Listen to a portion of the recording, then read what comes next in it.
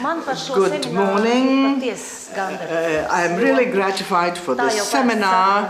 They usually say so, that thanks for inviting, but this is from the bottom of my heart, because the theme, innovations, it's not only close to my heart, because at the EU Parliament I am now working at the opinion of the EU Commission in this respect, because this is the way how to get to welfare, to a better future that we can really use, because the Latvian is an innovator in essence, because we have managed to survive under the most difficult conditions. We find a way out of any difficult situation by innovative methods throughout centuries, and Professor Stabelbergs and I have discussed what is innovation as a process. This is not only high technologies, it is any improvement in work and situation in any branch. And this is the approach that the EU Commission and the EU Parliament views this question. It's my pleasure to see that we have here representatives of ministries, and the ministry, of course, is the main administrative body that implements the policy at the level of the government, and scientists from the leading economists from the University of Latvia, the Riga Technical University and other centers. So these are people here today who can and who want to promote innovations in Latvia.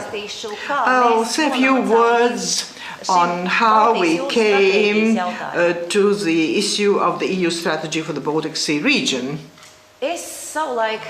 At one time, in 2004, I was first elected to be a member of the EU Parliament, and we established the Baltic Intergroup. We understood that the Baltic region, 85 million people who live here, have very many common interests. We looked at the Mediterranean region, and they have established the Mediterranean strategy, and it works very well. And we decided to have something similar in the Baltic region, and the Baltic Intergroup started working at this issue, at the establishment of this strategy. We were successful, we had concrete results, and that's the objectives. It was not put on a shelf to be forgotten, but we asked Mr. Barroso to come and be involved, and we managed to get the strategy filled with contents, so that also means that any contents means money and institutions, and Mr. Barroso promised to help us, and work started. Of course, there was also disappointment, mainly given by the Swedish president, because they had the Baltic region as a priority, but actually it remained at the same level, no improvement. The priorities were set, they allowed us to work, but there was no coordination mechanism. I talked to Cecily Malmström, who is also in the Commission now, because I said there must be a small body from the Commission resources, like 2 or 3 people who would do the coordination. And the answer was, we shall not establish a new institution. Actually, that was not the issue. We needed a coordination mechanism. We shall try to work within the framework of the existing programs. So several years have passed, nothing serious has changed. The same projects are going on, but there's no synergy, there's no push ahead. That's why it is my pleasure to see that we are here at the level of Latvia. We shall try wanted to establish this coordination, and recently I talked to Indrek Tarant, a member of parliament from Estonia, and they were happy to work together, because usually they work together with Nordic countries, but then he said, we are Baltic countries, we must work together because our interests coincide, and here nobody is superior, nobody is inferior, we are three equal partners, we need to join our forces. That's a good sign.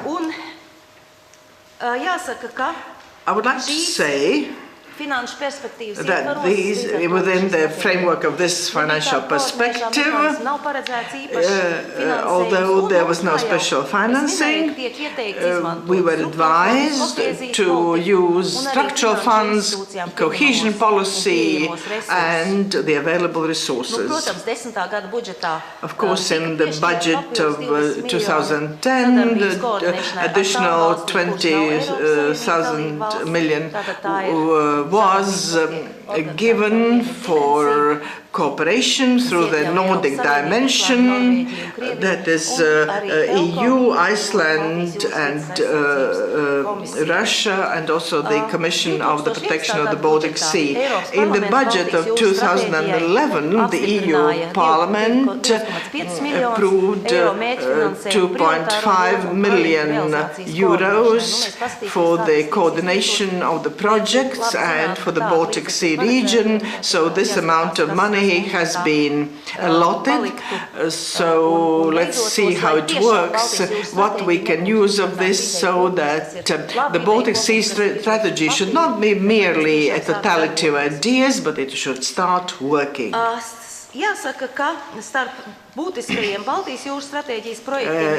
basic, essential project in the Baltic Sea, this basic Baltic 2 program, that is the feasibility study of the liquidized gas in the Baltic Sea region, also STARS program for the development of innovations, clusters, and for the network of the small businesses in order to extend the work of research clusters in the Baltic Sea region, and also to create new forums of cooperation and research in order to enhance the potential of innovation here.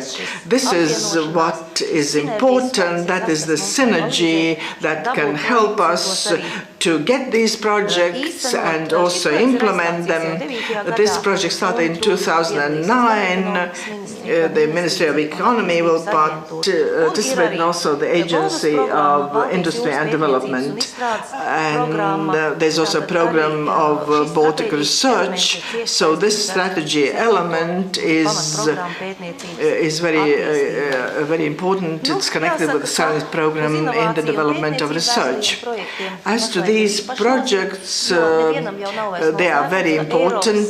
Research is very important because the competitiveness of the EU in comparison with the US, China and Japan has dropped. We want to provide social security, social rights, as we saw from the elections in Denmark, but in this world we cannot live without serious competitiveness in this world. It is not possible to survive because we need to, this way we shall be able to preserve the social network in the EU. Last year, in 2010, the European Commission launched a strategy that we know now as the Strategy 2020, and it is my task to inform you about this strategy. I think that many of you know about it, but perhaps we should speak about some items there. This strategy is a strategy for smart and sustainable growth in Europe 2020, and this strategy is based on 7 initiatives: digital program, innovation union, youth and movement, sustainable growth, resource-effective industrial policy in globalization age, integrating growth,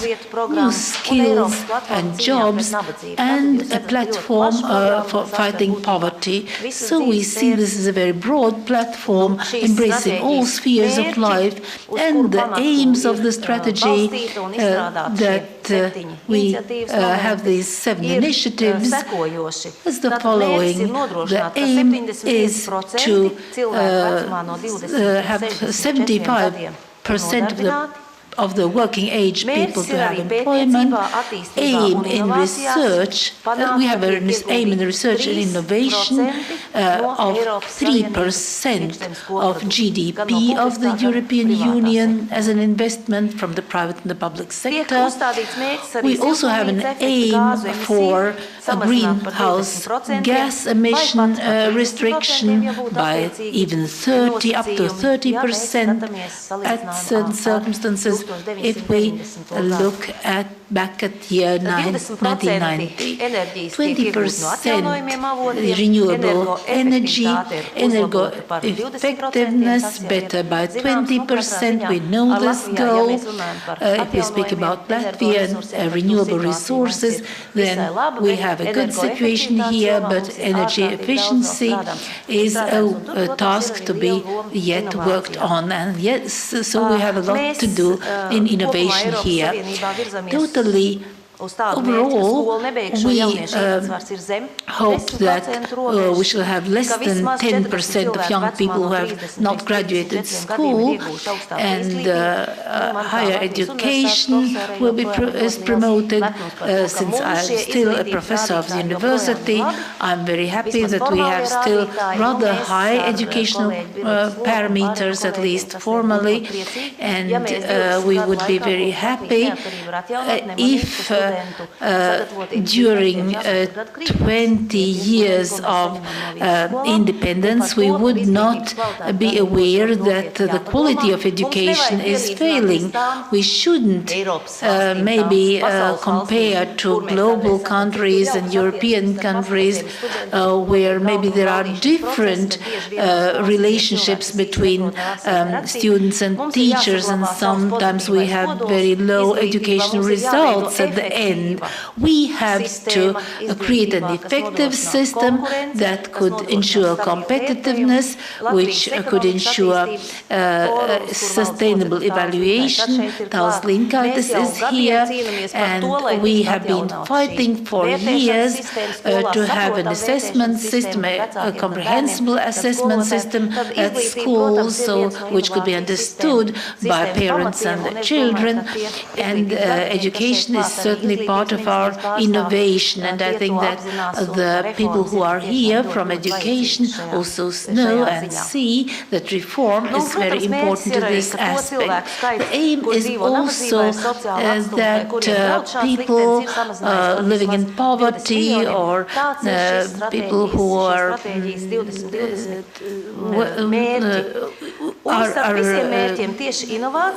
less of them.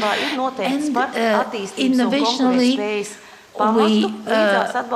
innovation is like a basis for competitiveness, and also this will concern more and more small and medium companies. Small and medium companies from 2002 to 2008 have been viewed as the main driving force, and it's not them who caused the crisis. They are trying to help us cope with the crisis.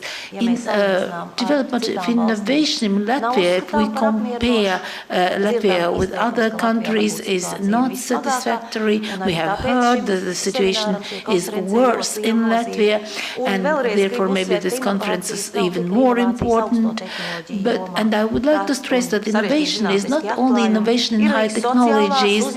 We can speak also about marketing, management, organizational, and other innovations, because every innovation is something that we bring to the budget. And as we say that science transforms money into knowledge, but innovation transforms money into money can also transfer into knowledge. Certainly we don't have a large budget for science and education. All governments, unfortunately, though we have had educated people in the government, somehow do not think so much about education, and they have not understood this, but they have stressed that the existing financing should be used in a more effective way, and this is not always so in Latvia. Also, the higher education reform is very important. Martis Auziņš has also given his opinion, which is very rational, because too many educational establishments, also private educational establishments, will hardly form a basis for innovation in Latvia. So if in 2008 we had 0.61%, then now we have only 0.46%. In Lithuania, the financing has grown better. In Estonia, it has also grown by 1/6. Finland, which is our example, usually contributed 6% of its GDP, but other Eurozone 0.5%. Also, the high patent costs cannot be covered by countries. We need to have a single European patent system. I cannot say that our regulatory enactments would be very beneficial for innovation and development.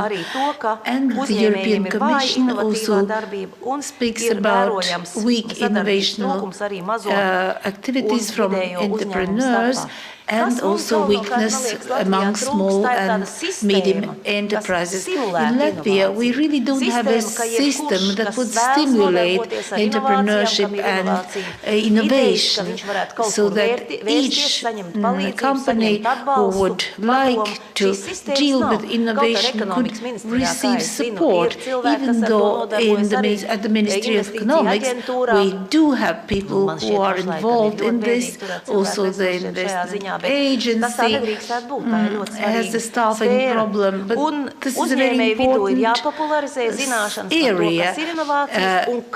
It is also important to promote the idea of innovation among the entrepreneurs. They have to understand what is innovation and how to receive financing for this. We simply need to have a system. We don't have it, even if a Latvian person is innovational or inventive from the very start. So we need to increase financing for innovation and development, research and development, to include also private investments, so that public and private investment could go together. This mechanism doesn't work in Latvia very well. Hopefully it might work in Europe. Speaking about the modernization of educational system, this is a simply mandatory condition, because we also have to attract private investment there, so that we will have a more practical approach. And we have to do away with bureaucratic obstacles, because if something indeed is going to harm the European Union. It will be not really maybe the weakness of the euro, but the huge bureaucracy that we have, and we have to fight therefore against this bureaucracy so that people should not fight all these bureaucratic obstacles. We have to simplify the criteria, the selection principles. The European research area is very important, Latvian cooperation, and if we speak about research efficiency, we should have to look at the United States. We need to have this European research area where centers and scientists could consult each other, and the single patent, intellectual property right protection, which would help innovation to implement innovation in life. So, since I'm already finishing, I would like to say that Latvia will never be a country of cheap labor force. So innovation is the only way for us to strengthen our position. And since a Latvian is an inventor from the very beginning, we need to use this potential, and the government, entrepreneurs, the universities have to understand that we're working in one direction, and we have to implement these good intentions into life.